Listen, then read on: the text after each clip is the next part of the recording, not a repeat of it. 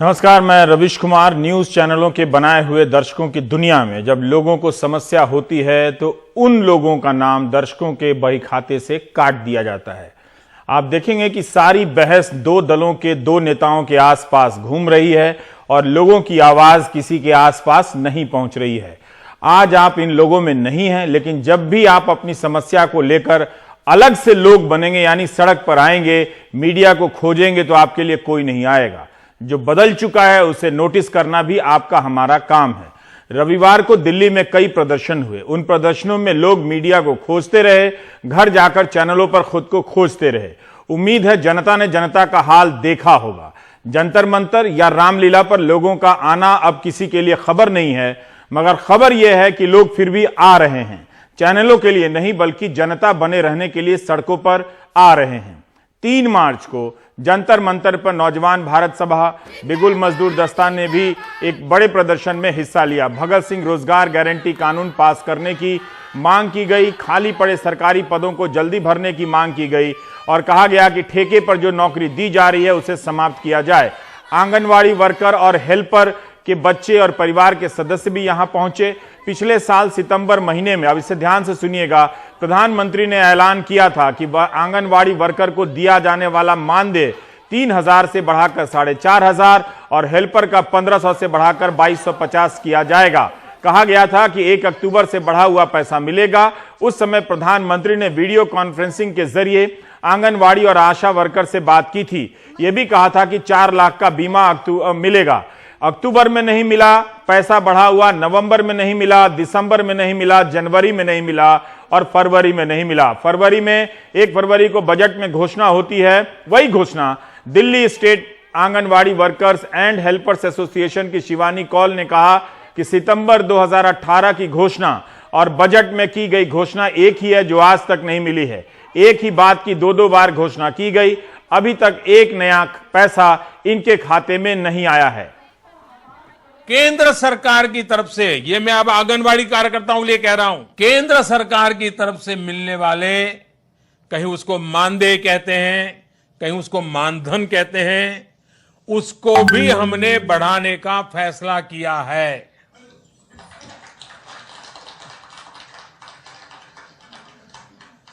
जिनको अब तक 3,000 रुपया मिलते थे, उनको अब 4,500 रुपया मिलेंगे।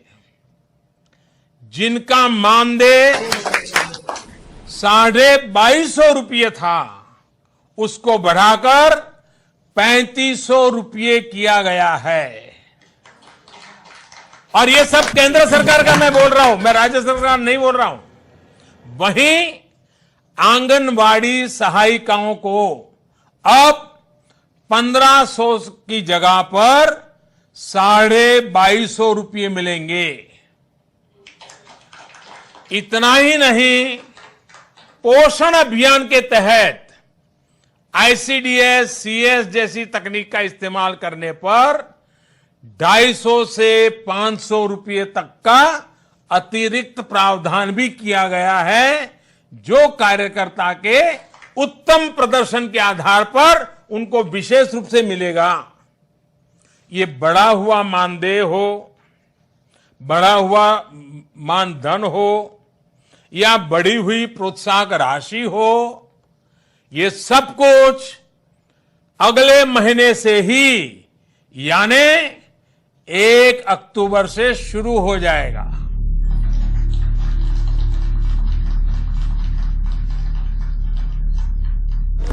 आंगनवाड़ी और आशा योजना के तहत सभी श्रेणियों के कार्मिकों, हमारी माता बहनों को मानदेय में लगभग 50% की वृद्धि की गई।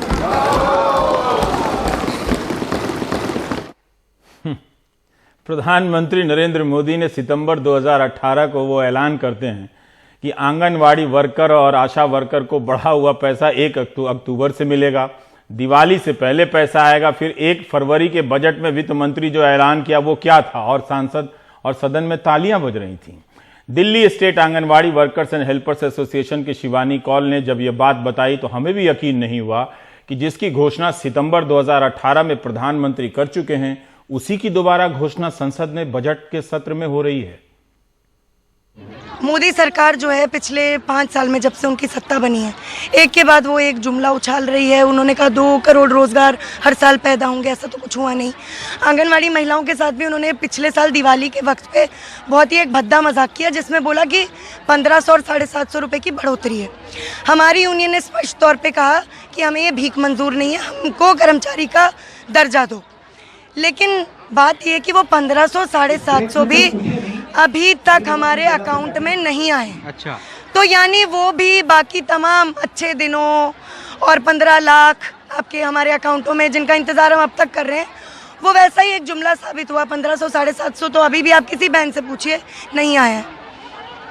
तो मतलब आप कह रहे हैं जो अनाउंसमेंट हुआ था उसका कुछ नहीं हुआ? नहीं, कोई नहीं है। यहाँ तक कि जो ministry of child development, women and child development है, उन्होंने अभी तक कोई नोटिफिकेशन तक जारी नहीं की है।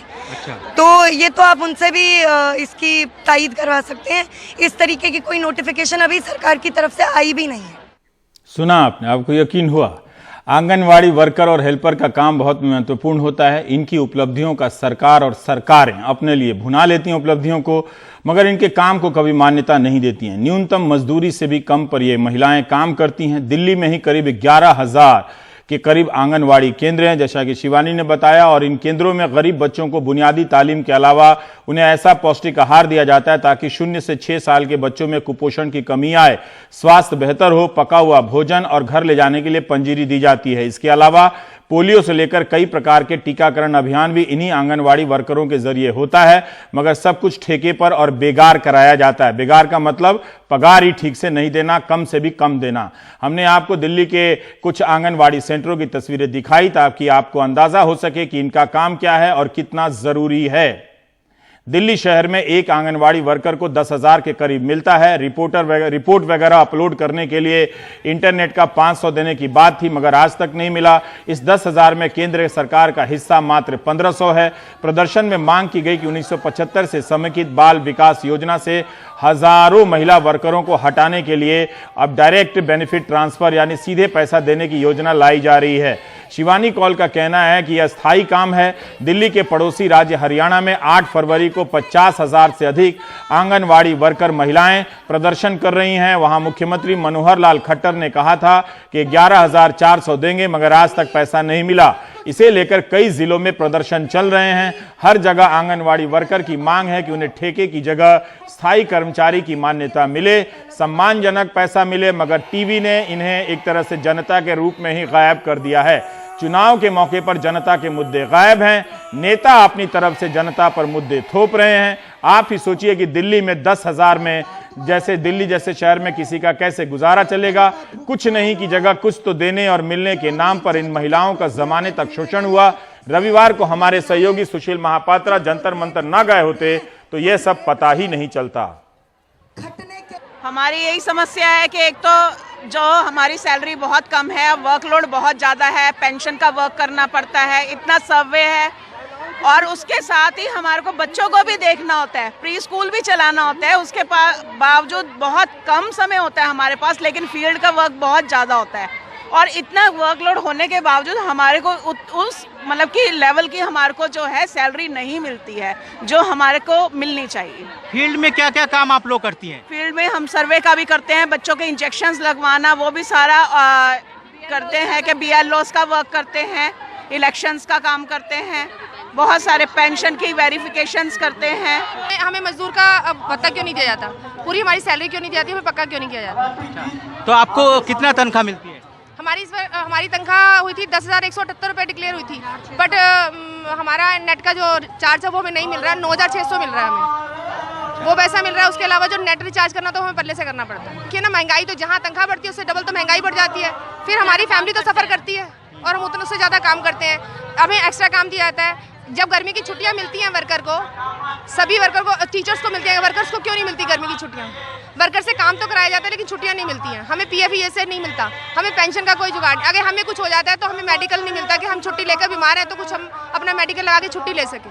हमें उस बीमार हालत में भी काम करना पड़ता है, हमारा हाथ टूट जाए, पैर टूट जाए, हमें उस प्लस्तर चढ़ा के भी ड्यूटी पे आना पड़ता है, नहीं तो हमारी सैलरी कट जाती है। सरकारी भत्ता जो हमें मिलना चाहिए सरकार के हिसाब से वो तो मिलना चाहिए ना हमें पूरे 5,000 भी नहीं मिलते। हम अपने बच्चों को अपने परिवार को छोड़ कर आते हैं आंगनवाड़ी के लिए, वहाँ छोटे छोटे बच्चों को हम देखते हैं, खिलाते हैं, उनकी सेवा करते हैं, उसके हिसाब से हमें कुछ भी नहीं मिलता जितना मिलना चाहिए हमें उस हिसाब से।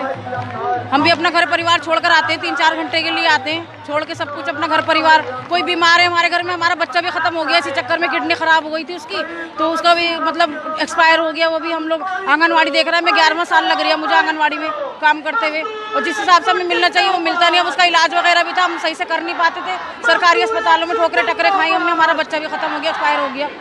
कितने सालों से काम कर रहे हैं आप? 12 साल से। मैं तो 25 साल से काम कर रही हूँ। 25 साल से? 25 साल से।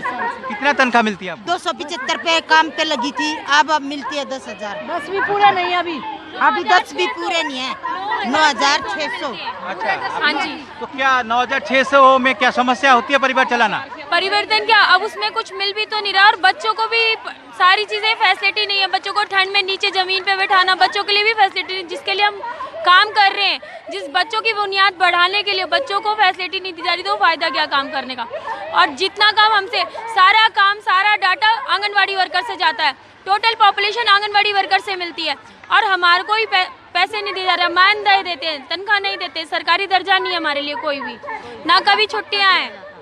और घर चलाने का तो बहुत मुश्किल है। क्या है? घर चलाना बहुत मुश्किल है, इतने पैसे में घर कैसे चलेगा?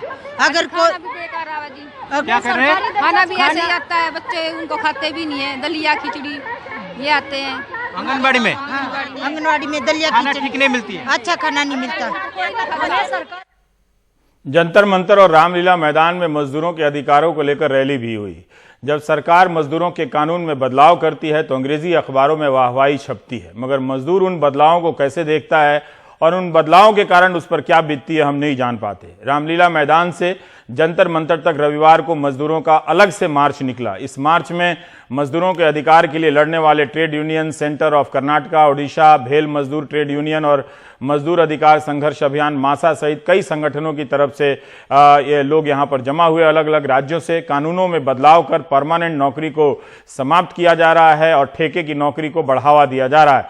मजदूरों को 8 से 10 हज़ार से ज़्यादा पैसे नहीं मिल पाते हैं। इनकी मांग थी कि 25,000 रुपये न्यूनतम मजदूरी मिले, यूनियन बनाने के अधिकार को मान्यता मिले और ठेके पर नौकरी को बढ़ावा नहीं देना चाहिए। मजदूर भी नागरिक हैं, आंगनवाड़ी वर्कर से लेकर किसान तक नागरिक हैं, मगर चुनावी चर्चा और उसके सर्वे से ये सभी बाहर कर दिए गए हैं।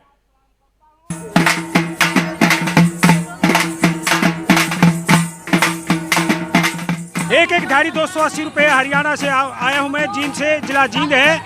वहाँ गांव ढुआना खेड़ा के अंदर, धनौरी के अंदर कई गांव ऐसे हैं जहां मजदूरों से पैसे लेकर के काम मिलता है मनरेगा का, बिना पैसे काम नहीं मिलता और 2-2, 3-3 साल की मजदूरी बकाया पड़ी हुआ मजदूरी नहीं मिलती।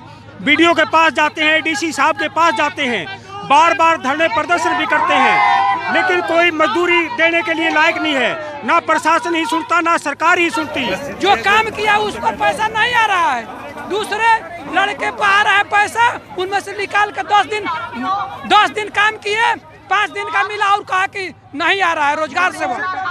बिहार का ये स्थिति है, पैखाना के नाम पर बहुत तंगी है अभी भी, क्या परासा कर दिया जाएगा। खलासी का काम करते थे।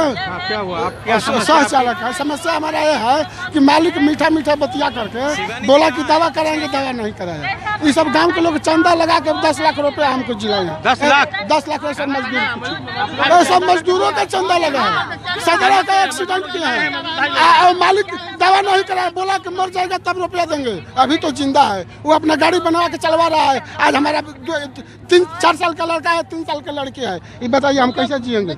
हम भूखे मर रहे हैं। देखिए अभी देखिए ऐसे नट बोल्टा है, अभी सारा एक्सीडेंट हुआ है। एक्सीडेंट हुआ है। अब मालिक बोला थाना भी साथ नहीं दिया, पैसा लेकर के गाड़ी छोड़ दिया। थाना मिला, थाना भी मिला हुआ है, उसका नंबर मेरे पास है। ठीक ना? ऐसा गाँव 10 लाख आपका खर्च हुआ है। अरे 10 लाख जीने खाने, 17 का एक्सीडेंट किया है भैया, तो कैसे जिएंगे? हम ही कमाने वाले आदमी हैं। 5-6 लाख रुपया तो नगद लग गया। तो गांव वाले सब मिलके दिया? हाँ, गांव वाले सब मजदूर आदमी, जवार का आदमी, मजदूर आदमी चिल्लाया है, लेकिन मालिक हमको मुआ दिया। ये सारे लोग चंदा खून तक दिए हैं, 10-12 बोतल खून लगा है, ये दूसरा जन्म हुआ है। हमें यहाँ नहीं आते, कोई आने नहीं दे रहा था। हम बोले कि हमारा पैर टूटा है, हौसला नहीं टूटा है, हम साथ चलेंगे। जहाँ हमारा 1 लाख भाई शहीद होगा वहाँ हम भी शहीद होंगे। मनरेगा की मजदूरों के कागज है सर। क्या है ये बताइए, देखिए क्या इसमें है, बोलिए ना। ये जो कागज है, बिहार में मुख्यमंत्री जी बोले हैं कि सूचना के अधिकार के तहत कोई भी मजदूर व्यक्ति, आम जनता अधिकार मांग सकते हैं। ये मनरेगा के तहत मांग किए हैं और प्रखंड का वीडियो प्रोग्राम पदाधिकारी ने मिल करके मेरा कागज दबा दिया और उल्टा सीधा गलती से सही नाम भर कर दे दिया। 2 हमने पत्र दिया, उसका जवाब नहीं आया, उसका जवाब नहीं मिला हम लोग को। सब कागज रखे हुए हैं, कागज दबा दिया और बोला कुछ होने वाला नहीं है, कुछ नहीं कर पाएगा तुम लोग मिल करके। तो हिंदू मुस्लिम का जो डिबेट होता है आप लोग देखते हैं? हाँ, अच्छा लगता है? नहीं, हिंदू मुस्लिम का हमको डिवाइड से क्या मतलब है? वो भी मजदूर है, वो भी हमारे देश का भाई है। हम हिंदू मुस्लिम का नारा दे करके आपस में मजदूरों को तोड़ने का काम किया जाता है। ये बीजेपी और आरएसएस के जो लोग हैं ये कुदुक कर कहते हैं कि मुसलमानों के प्रति भड़काते हैं। हमारे गांव में भी ब्राह्मण लोग जो आरएसएस के लोग हैं वो 4 दिन तक मुसलमानों को जबरदस्ती बंद किए थे, उन लोगों का कोई दोष नहीं था। और डंडा लगा, जब 4 दिन के बाद जब कुछ मजदूर लोग भी जाकर के थाना पर किए, तब थाना डीएसपी ने आया, किस तरह से उन लोगों को घर से निकालने का काम किया। बट आप लोग को बुरा लगता है जब हिंदू मुस्लिम का डिबेट होता है? मैं कर्नाटक से आए जी, रायचूर डिस्ट्रिक्ट। क्या समस्या आपकी, क्या मांग लेकर आई हैं आप? हमें हॉस्टल में वर्क करते, 10,000 तनख्वाह देते, 11 महीने से हमारा पेमेंट नहीं हुआ। 11 महीने से 11 महीने से तनख्वाह नहीं है। हमें इसलिए यहाँ स्ट्राइक करने आए, कर्नाटक गवर्नमेंट से पूछे, TVS से आए हमें, इनके हेल्प से हमारा पेमेंट होना, हमारे परमिट करना। अब क्या तुम्हें टेम्पोररी है, जाओ घर को जाओ, बस बोल रहे। अब परमिट वाले आए सो है, हमारे को निकालते बोल रहे, हमें कहाँ जाना इतने साल कर को। जो निर्वाचन आता है यहाँ उड़ीसा में बहुत योजना होता है, लेकिन उड़ीसा में आज तक भी अभी मिनिमम वेजेस बढ़ा है कुछ। अभी जो 200 रुपया मिनिमम वेजेस था वो 280 हुआ है, लेकिन आज भी देखेंगे उड़ीसा में, सारा उड़ीसा में मिनिमम वेजेस भी नहीं मिल रहा है कौन सी इंडस्ट्री में। 3 मार्च को यानी रविवार को दिल्ली के जंतर मंतर पर अर्धसैनिक बल भी आए थे अपनी मांगों को लेकर, जिन्हें लेकर चैनलों में राष्ट्रभक्ति के आक्रामक कार्यक्रम चल रहे हैं। वहां सवालों पर हमले हो रहे हैं कि ऐसा पूछने से अर्धसैनिक बलों का मनोबल गिर जाएगा, लेकिन जब अर्धसैनिक बल अपने सवालों को लेकर जंतर मंतर पर आए तो उनका मनोबल बढ़ाने के लिए कौन सा मीडिया गया, आप उन्हीं से पूछ सकते हैं। 24 फरवरी और 3 मार्च को अर्धसैनिक बलों के 2 अलग अलग प्रदर्शन हुए, जिन्हें सुशील महापात्रा और राजीव रंजन ने कवर किया। सेवानिवृत्त हो चुके अर्धसैनिक बलों के जवान और अधिकारी अपनी मांगों को लेकर प्रदर्शन करते रहे, मगर सुनवाई नहीं हो रही है। बड़ी संख्या में आए अर्धसैनिक बलों के लिए मीडिया के पास वक्त नहीं था। इनकी मांग है कि 2004 के बाद से जो पेंशन बंद हुई है उसे चालू किया जाए। सेना की तरह इन्हें भी 1 रैंक 1 पेंशन मिले। कठिन हालात में तैनात जवानों को विशेष अर्धसैनिक भत्ता मिले। हौसला बढ़ाने नेताओं में सिर्फ जयंत चौधरी पहुंचे। यहां पर जो राष्ट्रीय लोकदल के नेता हैं, इनका कहना है कि पुलवामा मामले को राजनीतिक दल अपने लिए भुना रहे हैं, मगर उनकी मांग पर कोई ध्यान नहीं देता है। अर्धसैनिक बलों की मांग है कि सभी राज्यों में एक ही तरह का मुआवजा होना चाहिए, ताकि सीआरपीएफ और अन्य अर्धसैनिक बलों को लेकर कोई भेदभाव ना हो। 24 फरवरी के प्रदर्शन में भी जवान से लेकर अफसर सब शामिल थे। इस प्रदर्शन को हम सब आपको तक लेकर आ रहे हैं। इनकी मांग है कि हर जिले में सैनिक बोर्ड की तरह अर्धसैनिक बोर्ड होना चाहिए, ताकि जवानों को हर काम के लिए दिल्ली ना आना पड़े। हम समराइजली बता देते हैं, हमारी 5 डिमांड है। पहली डिमांड है हम लोगों को पुरानी पेंशन लौटा दी जाए। दूसरी डिमांड हमारी 1 रैंक 1 पेंशन है। और तीसरी डिमांड हमें पूरे हिंदुस्तान में हर जिले में 1 रैंक 1 पेंशन और सैनिक बोर्ड मिलना चाहिए। अच्छा। यहाँ मुख्य में एक लाइन बोलना चाहूँगा, हमारे हर बुजुर्ग को, हर विडो को, हर बच्चे को हर काम के लिए दिल्ली आना पड़ता है। तो सैनिक बोर्ड की तरह एक हर सैनिक बोर्ड जिले में होना चाहिए, ये हमारी मांग है। और इसके बाद जो हम मांग रख रहे हैं वो हेल्थ फैसिलिटी की है, जिसमें मैंने माइक में भी आपको बताया था कि इसमें जब कंट्रीब्यूटरी हम दे रहे हैं, पैसा हमने देना है, तो सरकार ने सिर्फ इसमें एडमिनिस्ट्रेटिव अप्रूवल देना, 1 रुपया सरकार का इन्वॉल्व नहीं। एंड लास्ट जो मांग हम कह रहे हैं, CPC कैंटीन हमें मिलनी चाहिए। जिसमें 10 मिल चुकी हैं और उनमें GST माफ होनी चाहिए, ये हमारी पास। और जो न्यू पेंशन की बात हो रही है, आप लोग पुरानी पेंशन की बात आप कर रहे हैं, तो ये जो न्यू पेंशन है ये आप लोग के लिए कब से लागू है? ये 1 जनवरी 2004 से लागू हुई है। अच्छा, इसमें कंट्रीब्यूटरी पेंशन है, ये पेंशन भी इसको कंट्रीब्यूट करने के बाद पेंशन बनती है। ये ऐसा हुआ जैसे आप लोग इंश्योरेंस कराते हैं, अपनी किस्तें देते हैं, इट इज़ लाइक दैट। ये पैरामिलिट्री पर ये चीज़ लागू नहीं होती, सिविल एम्प्लॉय पर सिविल सर्विस रूल 1972 लागू होता है। तो हमारा इसमें ये कहना है कि ये वापस पुरानी स्कीम लौटाई जा रहे, सिर्फ हम चाहते हैं पैरामिलिट्री को आर्मी के साथ। लेकिन सरकार तो कह रही कि NPS अच्छा है, पेंशन को छोड़कर आप लोग दिए गया, तो उस पर भरोसा क्यों नहीं आप लोग को? बिल्कुल भरोसा नहीं है। ये आपके माध्यम से प्रधानमंत्री तक आवाज जाए कि जो कह रहे हैं कि भाई मरने के बाद पेंशन है, यानी कि जो है ना जिंदे जी पेंशन नहीं, तो इसका मतलब तो साफ है कि मरने के बाद पेंशन मतलब क्या मतलब? मरने के बाद सरकार कह रही है कि भाई जो आदमी शहीद हुए हैं, शहीद तो कागजों में है, तो इनको सरकार पेंशन देगी। तो ये तो छलावा हमारे साथ और बुरा कि भाई जिंदे जी जो जवान सुरक्षित कैसे रह पाएगी जब हमारे जवान की पेंशन नहीं, यानी कि मरो, आओ ज्वाइन करो अर्धसैनिक बलों और पेंशन पाओ मरने के बाद। अर्धसैनिक बलों के लिए चैनलों पर जो भावुकता पैदा की जा रही है उसमें उनके अफसर नहीं बोल रहे हैं, वैसे भी दूसरे सेना के लोग आकर बोल रहे हैं। राजनीति के जरिए जो की जा रही है भावुकता, वो इन बलों के लिए कम है, उन बलों के लिए ज्यादा है जिसे वोट कहते हैं। अब एक नए नारे की बात करते हैं, ना लोकसभा ना विधानसभा, सबसे बड़ा ग्राम सभा। ये क्या हुआ आगे बताते हैं। इन तस्वीरों को देखकर यही लगा कि हम डिबेट के चक्कर में देश का कितना कुछ देखने से रह गए हैं। 2 मार्च को दंतेवाड़ा के बैलाडीला की पहाड़ियों से रैली निकली और 15 किलोमीटर तक पदयात्रा ये चली है। देखिए तस्वीर में कितनी भीड़ है। दिल्ली में विजय रैली के नाम पर बाइक पर सवार 300 लोग होते हैं तो वो हेडलाइन बनती है, मगर आप खुद सोचिए कि टीवी किस तरह से जनता के बीच से जनता को गायब कर देता है। टीवी ने अपना एक अलग देश बना लिया है और उस देश से इस देश को बाहर कर दिया है। इस रैली में ग्राम सभा को लोकसभा और विधानसभा से बड़ा बताया गया, क्योंकि इनके नेताओं का आरोप है कि 2014 में एक गांव में फर्जी तरीके से ग्राम सभा बुलाकर लोहे के खदान को एक कंपनी को दिया, अडानी एंटरप्राइज को दिया गया। हमने उनसे संपर्क करने का प्रयास किया है, पक्ष मिलेगा तो दिखाएंगे, लेकिन यह मामला जिला प्रशासन का ज्यादा है। अगर फर्जी ग्राम सभा हुई है तो इसे पंचायत अधिकारियों की मदद से जिला प्रशासन को ही साबित करना है। अगर ग्राम सभाएं भी फर्जी तरीके से हो रही हैं तो इसकी गंभीर जांच होनी चाहिए। 20 गांव के आदिवासी इस पदयात्रा में शामिल हुए। केंद्र की संस्था है नेशनल मिनरल डेवलपमेंट कॉर्पोरेशन और छत्तीसगढ़ मिनरल डेवलपमेंट कॉर्पोरेशन के CEO प्रभाकर राव से सोमेश पटेल ने बात की, क्योंकि इसी ज्वाइंट वेंचर को ग्राम सभा की अनुमति के बाद खदान की लीज मिली और उसके बाद इसे अडानी ग्रुप को ट्रांसफर किया गया। CEO प्रभाकर राव ने इस प्रदर्शन के बाद दंतेवाड़ा के कलेक्टर को लिखा है कि इस आरोप की जांच कीजिए। उन्होंने यह भी कहा कि जब 2014 में फर्जी ग्राम सभा की बात बुलाई गई थी तब उस वक्त शिकायत क्यों नहीं आई।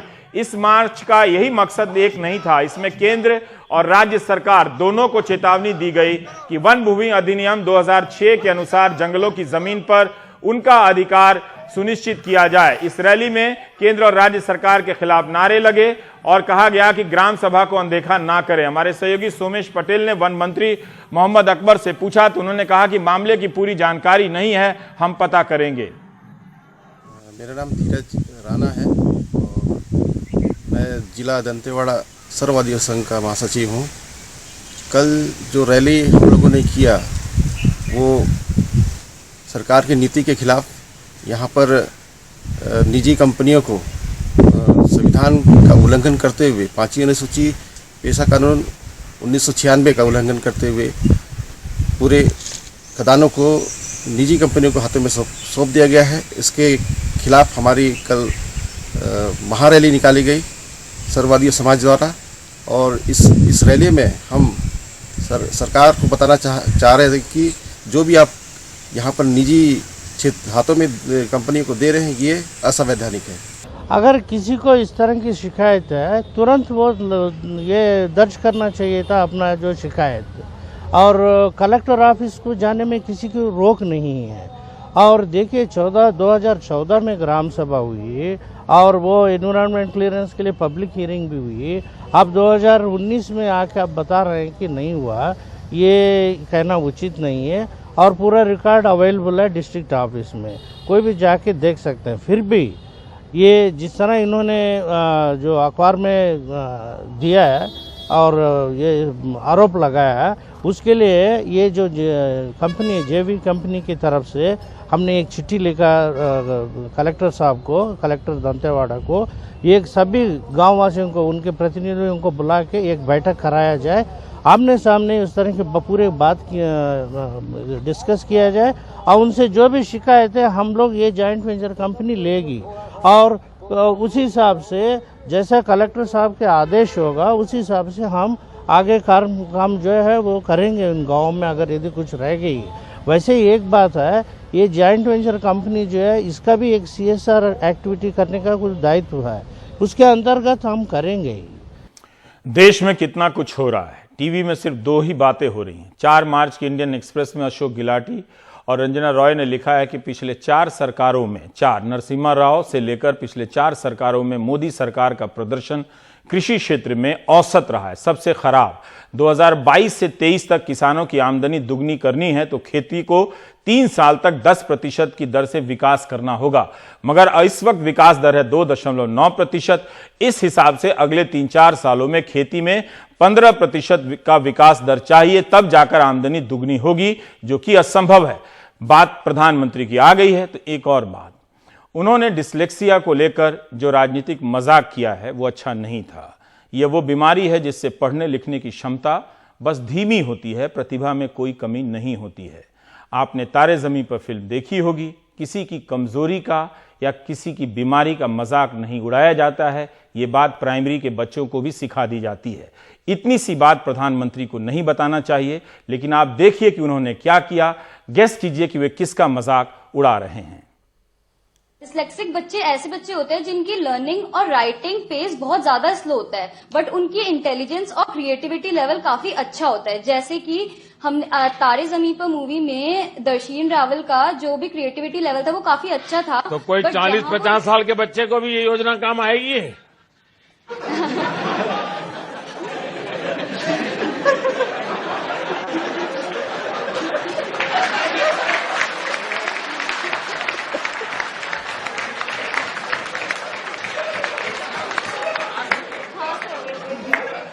हाँ सर, आएगी।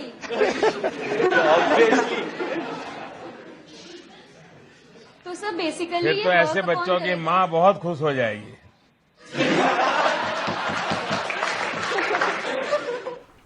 इसमें हंसने की क्या बात थी? प्रधानमंत्री का मजाक और वहां बैठे इंजीनियरिंग के छात्रों का हंसना। आप दोनों देखिए कि संवेदनशीलता को लेकर कितना कुछ बिगड़ गया है। आपको बता दें कि कई बड़े बड़े वैज्ञानिक उन इंजीनियरिंग के छात्रों को नहीं पता होगा, तालियां बजाने वाले डिस्लेक्सिया से जूझते रहे हैं। बस 3 नाम बताता हूं, Albert Einstein, Thomas Alva Edison और ग्राहम बेल। ऋतिक रोशन, अभिषेक बच्चन जैसे सितारे भी डिस्लेक्सिया से गुजरे हैं। जाहिर है शब्दों को पहचानने की मुश्किल उनकी प्रतिभा के आगे छोटी सी बाधा साबित हुई, लेकिन जो लोग हर सवाल को अपनी राजनीति से जोड़ने के आदी हों, उनको किस बीमारी का पीड़ित माना जाए? आप सोचते रहिए, ब्रेक लेते हैं।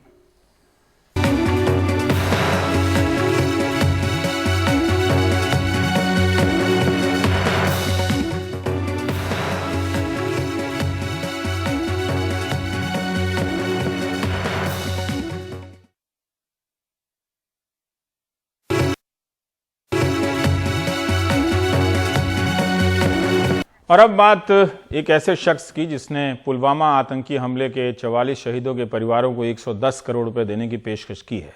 आप मुर्तज़ा अली हैं जो अपनी आमदनी से ये पैसा देने की बात कर रहे हैं। पेशे से वैज्ञानिक हैं, इन्वेंटर हैं, लेकिन आंखों से ठीक से नहीं देख पाते हैं, लेकिन उनके मन की आंखें हमसे कहीं ज़्यादा बेहतर तरीके से दुनिया को देखती हैं, दर्द समझती हैं। मुर्तज़ा अली इस वक्त हमारे साथ हैं। मुर्तज़ा साहब, आपका बहुत बहुत शुक्रिया और कि आप 110 करोड़ की मदद करना चाहते हैं पुलवामा के 44 शहीदों की।